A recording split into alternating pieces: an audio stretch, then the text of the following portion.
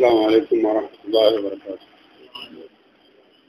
الحمد لله رب العالمين، والصلاة والسلام على إمام الأنبياء وخاتم النبيين نبينا محمد وآله وأصحابه أجمعين. أما بعد،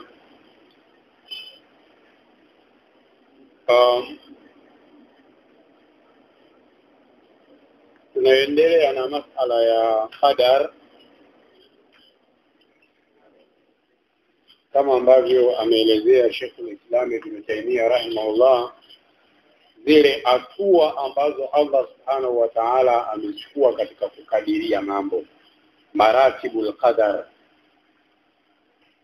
Kwa tunaanzia tupo ukurasa wa 16, hayo maneno ya Sheikh al-Islam Ibn Taymiyyah katika al-aqida al-wasitiyya kuhusiana na masala ya qadar.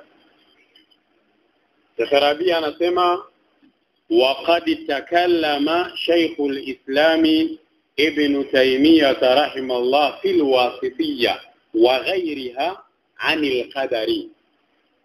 amezungumzia Sheikh al-Islam Ibn Taymiyyah katika al-aqida al-wasitiyya na vitabu vingine, amezungumzia qadari wa annahu darajat, na kwamba qadari Allah, swala la kukadiria mambo, kuna daraja kadhaa limepitia. Kwa hiyo taratibu ambazo Allah amezipitia katika masala ya kukadiria mambo. Fadarajatul ula, daraja la mwanzo, kama neno Ibn Taymiyyah tukawafikia na vitabu vingine. Daraja la mwanzo, hatua ya mwanzo ya qadar, ilmu Allahi al-muhitu bikulli shay'in, ni elimu ya Allah yenye kuzunguka kila kitu. Allah alijua tarehe fulani utakaa utasoma kitu fulani ndo akaandika. Kwa katika kadari cha kwanza kilichotangulia ni elimu. Allah alijua kitatokea nini akaandika na kukiwezesha. Kwa ilmu Allahi almuhitu bikulli shay. Jambo la mwanzo katika kadari ni elimu ya Allah yenye kuzunguka kila kitu. Ufafanuzi zaidi, alima Allahu biilmihi alqadim alazali, alishajua Allah kwa elimu yake ya zamani alazali, ya tangu na tangu, elimu haina mwanzo. Kwa elimu yake ya zamani ya tangu na tangu, Allah alishajua kulla shay'in min makhluqati, Allah alishajua kila kitu katika viumbe wake, ya fulani yote saghirihi wa kabirihi, mdogo katika viumbe, mkubwa katika viumbe, daqiqihi wa jalilihi, chandani daqiq, kile ambacho kipo ndani Allah alikijua, wa jalili, na kile ambacho kipo dhahiri, kipo wazi, vyote Allah subhanahu wa ta'ala alivijua. Kwa ni masala muhimu, ili baadaye usisema Allah mimi kanilazimisha kunywa pombe, Allah kanilazimisha. Aliandika utafanya hivyo, baada ya kujua utafanya. Akaandika na kukuzuia kufanya, sababu alishakuelekeza zuri lipi baya lipi. Kwa hiyo hatua ya mwanzo ya qadar ni elimu ya Allah iliyozunguka kila kitu. Allah alijua kwa elimu yake ya tangu na tangu viumbe wote na atakayotokea yote. Hiyo ni hatua ya mwanzo. Thumma sajjala dhalika, kisha Allah akasajili, akarekodi, akaandika kile alichojua kitatokea. Allah akakiandika fi kitabi mahfuz, katika kitabu chenye kuhifadhiwa, Allahul Mahfuz. Kwa tarehe fulani ataiba, tarehe fulani atafanya hivi, tarehe fulani atafanya hivi. Aliandika baada ya kujua kitafanyika kitu fulani. Thumma sajjala dhalika fi kitabi mahfuz, kisha Allah akasajili kile alichokijua kwenye kitabu chenye kuhifadhiwa. Na ushahidi wa aya, qala Rasulullah sallallahu alayhi wasallam, mtume amesema, qaddara Allahu maqadira kulli shay'in, amekadiria Allah makadirio ya kila kitu. Allah amekadiria makadirio ya kila kitu kabla an yakhluqa as-samawati wal arda bi 50,000 sana. Allah amekadiria makadirio ya kila kitu kabla hajaumba mbingu na ardhi miaka 50. Miaka 50 nyuma, kabla mbingu na ardhi hazijaumbwa, Allah kashakadiria mambo yote yatakayotokea. Maneno ya Mtume katika Sahih Muslim, qaddara Allahu maqadira kulli shay'in, amekadiria Allah makadirio ya kila kitu. Ameyakadiria mwanzo kabla an yakhluqa as-samawati wal arda, kabla hajaumba mbingu na ardhi, bi 50,000 sana, miaka 50,000. Yani kukadiriwa vitu na kuja kuumbwa mbingu na ardhi ilipita miaka 50 ndio zikaja kuumbwa. Kwa hiyo makadirio yamepita nyuma muda mrefu. Pia wakala alayhi salatu wassalam, Mtume amesema katika hadithi nyingine akizungumzia qadar na namna ambavyo makadirio ya vitu yamepita muda mrefu. Mtume amesema awwalu ma khalaqa Allahu al-qalam, awwalu ma khalaqa Allahu al-qalam, kitu cha mwanzo Allah kuumba ni peni, qalam. Cha kwanza Allah kuumba ni kalamu. Sawa, na watu wanasema maneno haya fihi fadhilatul ilm. Hii peni tunaoandikia peni, Allah ameyapia nuni wal qalam, na ndo cha kwanza kuumbwa al-qalam. Hadha kullu yadullu ala fadli al-ilm wa ahammiyati, lianna al-qalama alatul ilm wa adatuhu. Cha kwanza Allah kuumba ni kalamu. Baada ya kuiumba, faqala lahu uktub, Allah akaiambia peni kalamu andika. Aliumba akaiambia haya andika, peni andika. Qala, peni kauliza, usishangae, amezungumzisha nani? Alladhi antaqa kulla shay'in, Allah ambaye amekiwezesha kuzungumza kila kitu. Peni kauliza, ma aktubu, niandike nini? Allah amemwambia andika, niandike nini? Qala, Allah akaiambia peni, uktub ma yakunu wa ma huwa kainun ila qiyamis saa, andika yanayotokea na yale ambayo yatatokea mpaka kusimama kiyama. Peni kaambiwa andika yatakayotokea mpaka kusimama kiyama, mambo yote yatakayotokea. Uktubu ma yakunu, andika yanayotokea, wa ma huwa kain, na yale ambayo yatakuja kutokea, ila qiyamis saa, mpaka kusimama kiyama. Hii hadithi ameipokea Abu Daud na Tirmidhi na wengine, wa sahahahu al-Albani fi sahih. Ni hadithi nambari 133 katika as-sahiha ya Sheikh Albani rahimahullahu ta'ala. Kwa hiyo fakataba Allahu tabaraka wa ta'ala kulla al-ma'lumati, Allah akaandika habari zote, maalumati, maelezo yote, elimu zote, mambo yote, allati alimaha biilmihi shamili. Allah akaandika kupitia ile peni, akaandika mambo yote ambayo ameyajua kwa elimu yake ashamil, yenye kukusanya kila kitu. Al-muhiti, elimu yake iliyozunguka kila kitu. Fil lawhil mahfuz, Allah akaandika yote hayo katika al-lawhil mahfuz, sehemu ambayo yenye kuhifadhiwa, ambayo Allah anaandikia mambo ya makadirio. Kwa Allah aliambia peni andika, wekawa kimeandikwa kila ambacho Allah amekijua kwa elimu yake pana, elimu isiyotambuliwa na Sasa anakujia mtu wa bid'a, anakujia murji, anakujia nani, kadaria sio nani, kwambia Allah hajui kitu mpaka kitokee. Kitabu kikianguka ndo Allah kumbe kimeanguka. Ina maana nyuma hakujua kama kitaanguka. Huku ni kumsifu Allah na ujinga. Si ndo hatujui wa ma tadri nafsun madha taktibu ghada. Nafsi haijui kesho itachuma nini, nafsi haijui itatia wapi. Allah tangu na tangu anajua hayo yote. Allah mwenyewe anasema wa indahu mafatihul ghaibi. Allah ana funguo za ghaibu. La ya'lamuha illa hu. Hakuna anayejua funguo za ghaibu isipokuwa yeye peke yake.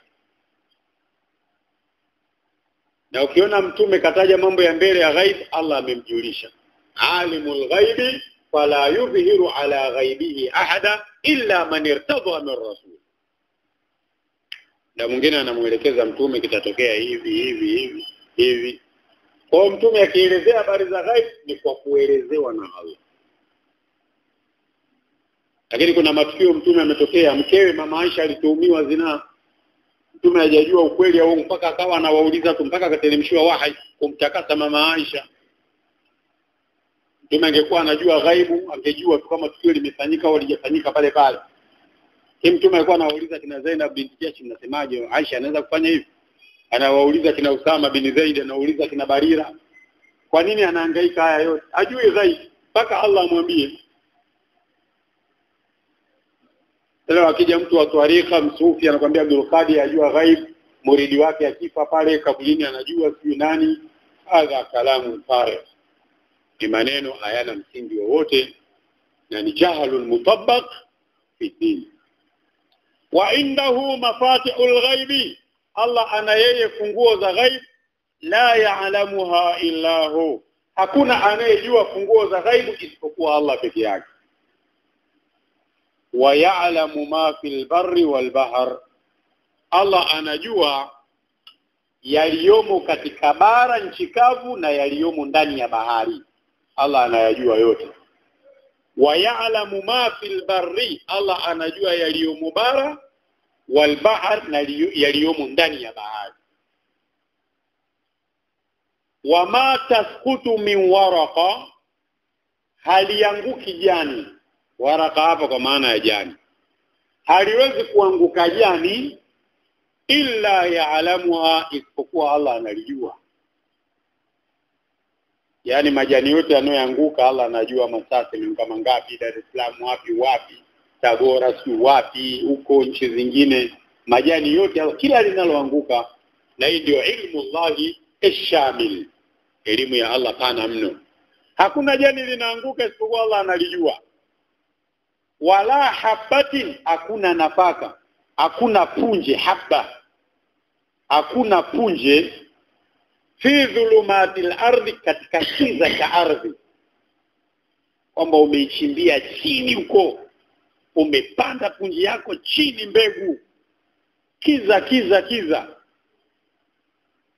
Wala ratabin, hakuna kitu kibichi, wala yabisi wala kikavu, illa fi kitabin mubin, isipokuwa vyote hivi vipo katika kitabu cha wazi. Yani vyote vimeandikwa lauhul mahfuz, tarehe fulani itapandwa mbegu fulani, vyote vimeandikwa vinajulikana. Illa fi kitabil mubin, vyote vipo katika kitabu cha wazi kabisa ambacho zimeandikwa kumbukumbu na masala kadha. Yani al-lauhul mahfuz.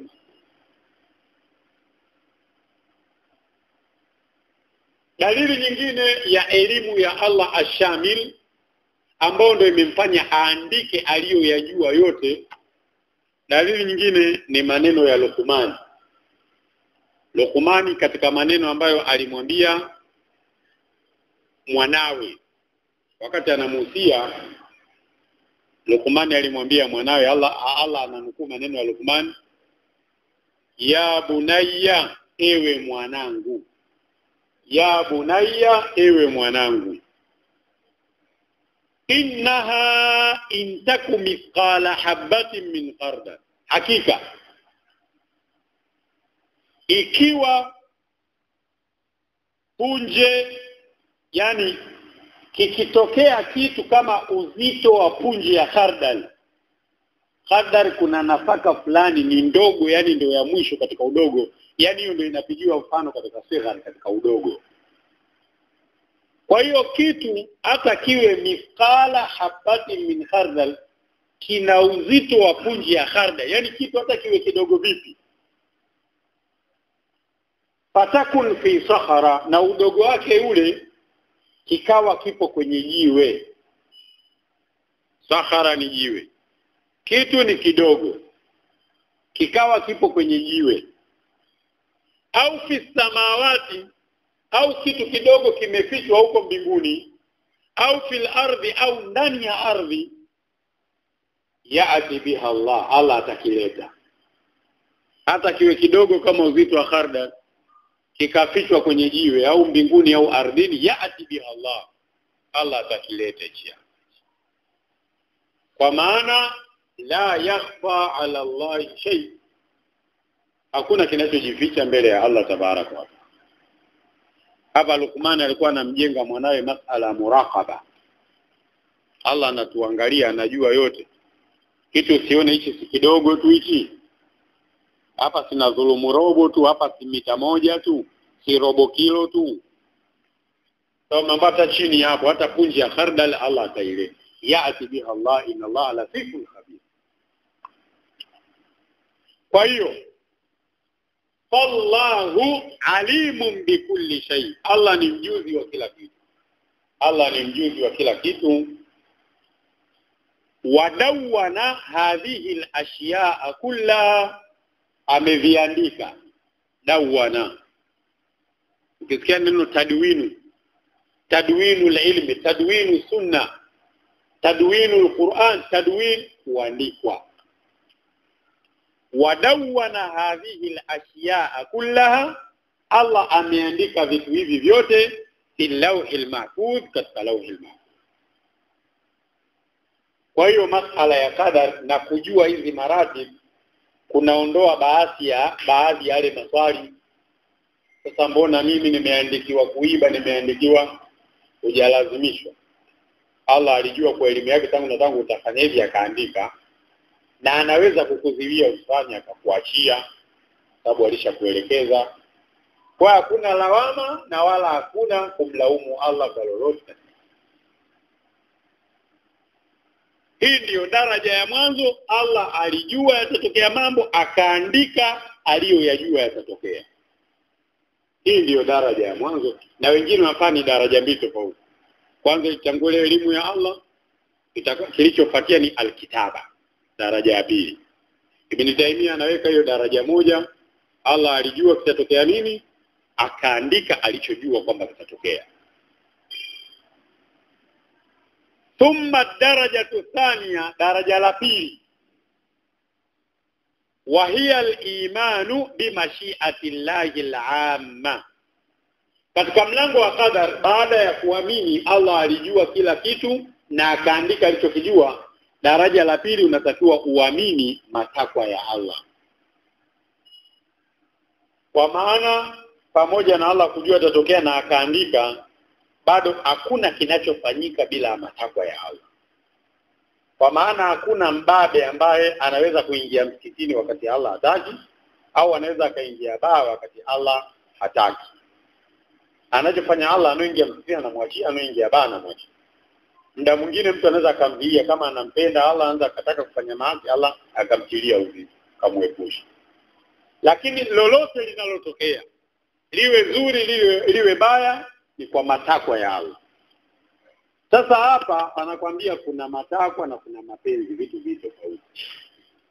Allah maasi ametaka yatokee, yeye ndio aliyomuumba Ibilisi.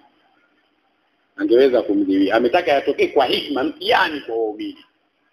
Lakini hayapendi, ila ameacha yatokee ili wanaotaka pepo kwa kujiziwia na maasi ndio wapate nafasi ya kwenda pepo.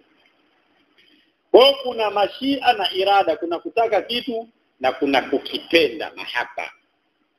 Unaweza ukataka kitu ukipenda, na mara nyingi unachokipenda automatically unakitaka moja kwa moja. Kwa hiyo wahia al-imanu bi mashi'ati Allah, jambo la pili ni kuamini matakwa ya Allah al-amma, matakwa yaliyoenea, ashamila likulli al-ashiya, yanakusanya kila kitu. Wa kullu al-muradati allati yasha'uha, na kila matakwa ambayo Allah anayataka, uamini matakwa yote ambayo Allah ameyataka yatokee. Wal imanu bi qudratihi allati, pia kuamini nguvu za Allah, kuamini nguvu za Allah ambazo yakhluqu biha kullal ashiyai, kupitia nguvu hizo Allah anaumba kila kitu. Wallahu khalaqakum wama ta'malun, Allah amekuumbeni na matendo mnayoyatenda, matendo pia ameyaumba Allah tabaraka wa taala. Kwa hiyo pia kuamini Allah ana nguvu, na kwa nguvu zake ndo ameumba vitu vyote. Kwa hiyo sasa chini ya hapa, fama min ma'dumin au maujudi, hakuna kitu ambacho akipo kimekosekana, au kitu ambacho maujudi kipo. Fama min ma'dum, hakuna kitu ambacho kimekosekana hakipo, au maujudi, au kilichopo sabiqan, kiwe zamani nyuma, au laiqan, au kitakachotokea mbele baadaye. La sabiqan, kiwe kilikuwepo nyuma, au laika, au kitatokea baadaye. Saghiran, kiwe kidogo, au kabira, au kikubwa. Qawlan, yawe ni maneno, au fi'lan, au kitendo, au haraka manake ni movement, iwe ni haraka, au sukunan, au utulivu. Hata mtu akikaa kimya hivi ametulia, sukuni. Hata kusema aya yote kwa kadari ya Allah, iwe maneno, iwe kitendo, iwe ni haraka, iwe ni utulivu, liwe dogo kubwa, lilitokea zamani, takatokea mbele, yote hayo la tahsulu, hayatokei haya illa bimashiati Allah, isipokuwa kwa matakwa ya Allah tabaraka wa taala.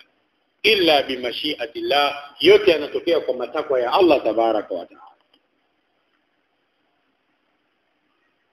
Wala tujadu, na hayapatikani illa bi khalqi Allah, isipokuwa kwa uumbaji wa Allah.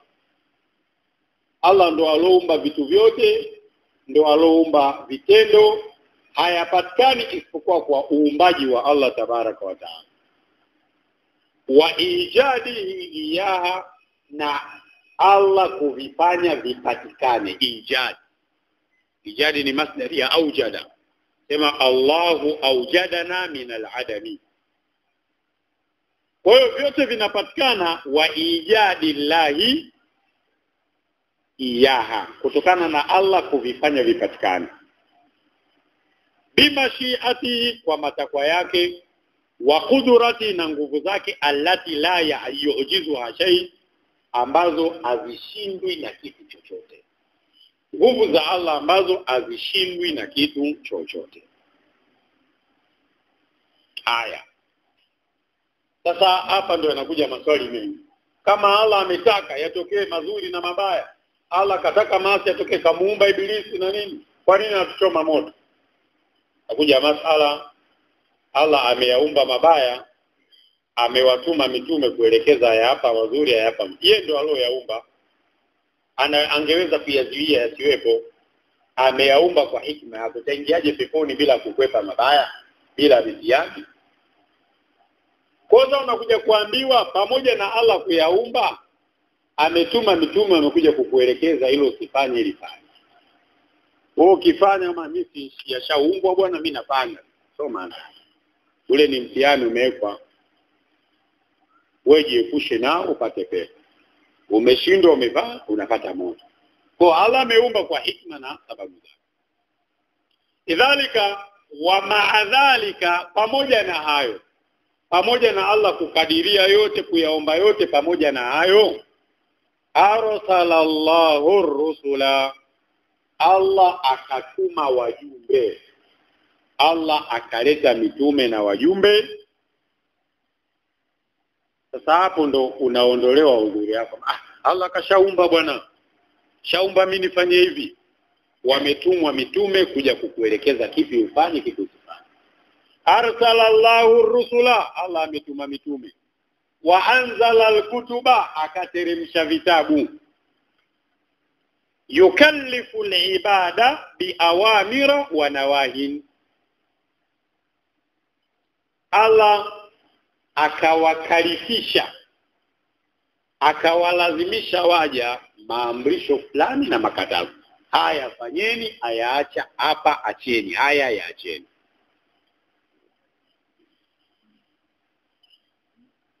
Au yukallifu, faili wake ni mitume hiyo, ima Allah au mitume. Itakuwa ni Allah, maana mitume mtaja kwa jamu, labda ingekuwa yukallifuna. Allah kupitia mitume na vitabu anawakalifisha waja sasa maamrisho hayo muyafanye, makatazo hayo muyaache. Wa aqaid, anawakalifisha waja itikadi mbalimbali. Aminini hivi. Wa ibadat, ibada mbalimbali, swalini, fungeni na kadhalika. Wa mashaka la dhalika, na yanofanana na hayo. Sasa falmuti'u yuti'u bikhtiyarihi wa iradatihi, atakayeamua kutii, atakayemtii Allah akafanya maamrisho akaacha maasi, yuti'u bikhtiyarihi wa iradatihi, anatii kwa ikhtiyari yake, kwa hiari yake na matakwa yake. Pamoja na kwamba Allah matakwa yake ni makubwa, lakini kakuachia mwanadamu uchaguzi wao. Kuna wengine hapa tumewaga, tunakuja msikitini, wao wamekaa tu. Sisi tumeamua baadaye kukaa kijiweni, tunaenda kusoma, tunaenda kuswali. Tumejichagulia, Allah ametuachia uchaguzi. Kwa hiyo falmuti'u yuti'u bikhtiyarihi wa iradatihi, anayeamua kumtii Allah anamtii kwa hiari yake na matakwa yake. Wadhalika la yunafi mashi'ata Allahi wa qudratahu, hilo alipingani na matakwa ya Allah.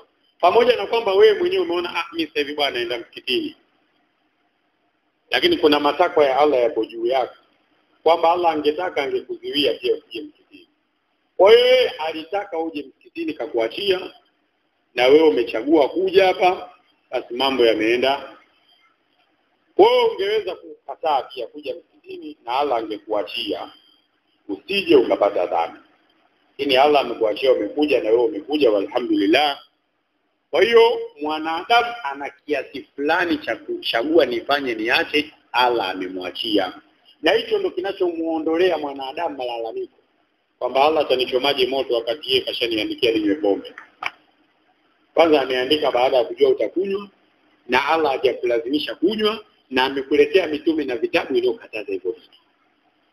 Wewe ukivunja zile ukanywa hivyo, hakuna kumlaumu wala hakuna aliyokulazimisha. Faman ataa, atakayetii, wasalaka sabila rusulil kiram, akapita njia ya mitume, atakayeamua kumtii Allah akapita njia ya mitume watukufu, fajazauhu aljanna, malipo yake ni pepo. Wa man asa rusula, atakayeasi mitume, wakadhabahum, akakadhibisha mitume, wa khalafahum, akaenda kinyume, akawapinga, akapingana na mitume, akaikhalifu, wa khalafahum, akaenda kinyume na mitume, tusiba ala dhalika, atafanyiwa hisabu kwa hicho alichokifanya. Tusiba ala dhalika, atafanyiwa hisabu kwa hicho alichokifanya. Wajuzia, atalipwa ala miqdari inhirafihi, kadiri ya kupinda kwake kuiacha njia hiyo. Inhirafi ni kupinda, almail kuchepuka, kuacha mstari ulionyooka. Huyu atakayepinga mitume atalipwa kadiri ya inhiraf, kupinda kwake na kuacha njia iliyonyooka. Yani kuna ambaye atapinda sana na kuacha Uislamu, kuna ambaye atakuwa bado ni Muislamu amechipuka kiasi fulani. Kila mmoja atalipwa kadiri ameacha njia kwa kiwango gani. Inkana kufran, kama kutoka kwake katika njia kumefikia kuwa ni kufuru. Inkana kufran, kama kuacha kwake njia kumefikia kufuru. Fannaru, malipo yake ni moto. Khalidan mukhalladan fiha, khalidan atakaa milele, mukhalladan atakalishwa milele, fiha motoni. Wa in kana min ashabil kaba'ir, na kama huyu ambaye amefanya inhiraf, ameacha njia iliyonyoka akapinda pembeni akaacha mstari ulionyoka, kama ni katika watu wa madhambi makubwa, makosa yake ni madhambi makubwa, hayajafika katika kufuru, huyu sasa yadkhulu tahta mashiatillah, ataingia chini ya matakwa ya Allah.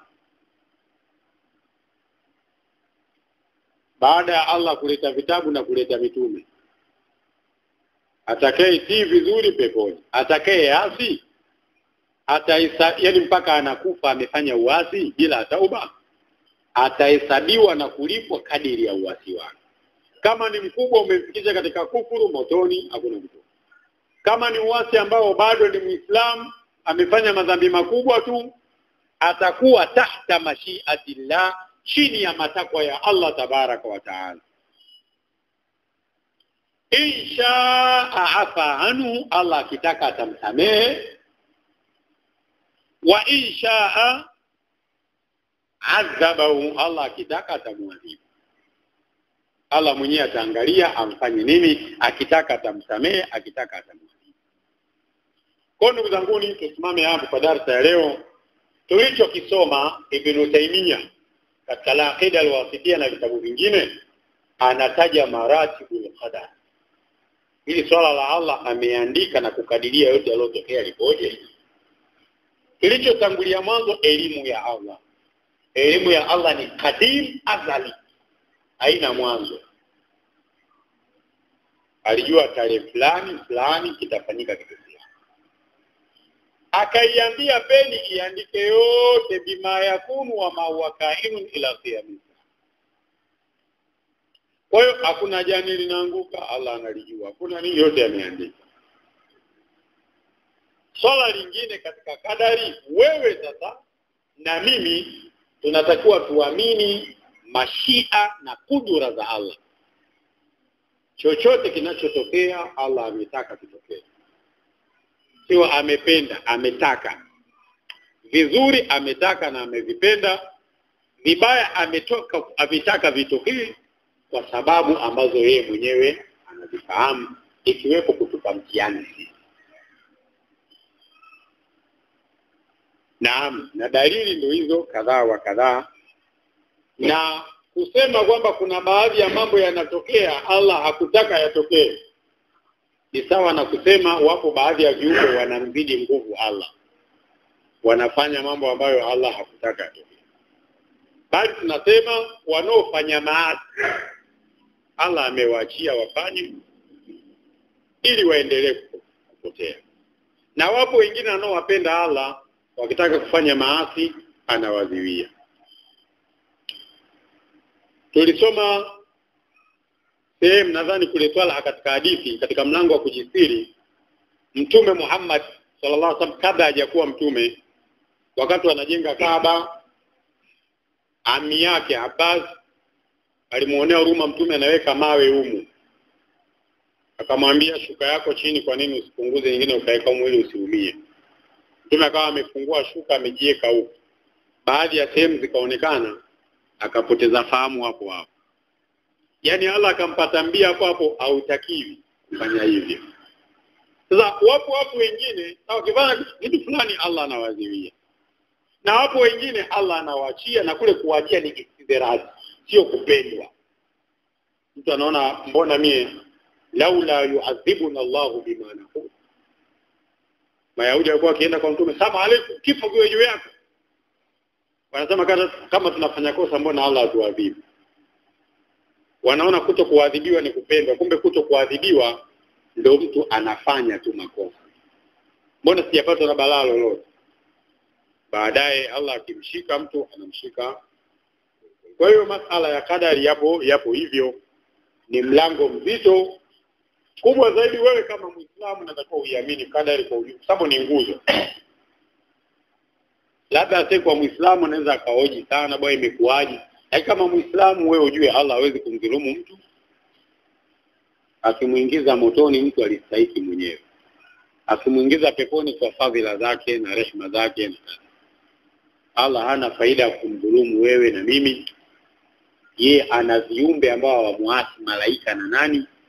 Sisi wanadamu ambao kuna waasi na nini watu wachache, majini na wanadamu. Anao malaika ambao ni wengi. Kuna malaika huko juu aliosujudu amesujudu muda wote, aliorukuu amerukuu muda wote, wala hana dhiki na ibada zetu. Sisi wenyewe tu, man amila salihan falinafsi, atakayefanya jema kwa faida yake, wa man asaa fa alaiha, atakayefanya ubaya anajiumiza yeye mwenyewe. Tutakuja kuendelea kesho na huu mlango inshallah. Wallahu aalam. Sallallahu alaihi wasallam.